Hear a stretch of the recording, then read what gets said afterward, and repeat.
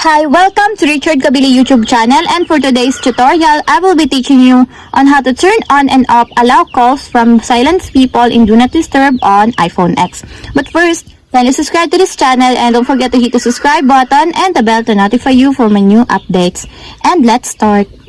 Using your iPhone X from your home screen, first go to Settings. Then in the settings, scroll down and click the Focus. Then in the focus, choose the Do Not Disturb. Then in the Do Not Disturb, click people under the notifications. Then in the notifications, you will see a switch button for the allow calls from silence people. Then all you have to do is just turn it on to enable. And it is now enabled. And if you want to disable, just turn again the switch button to disable. And that's it. We have successfully turned on and off allow calls from silence people in Do Not Disturb on iPhone X. If you have a question, kindly comment down below and don't forget to hit the subscribe button and the bell to notify you for the new updates. And thank you for watching!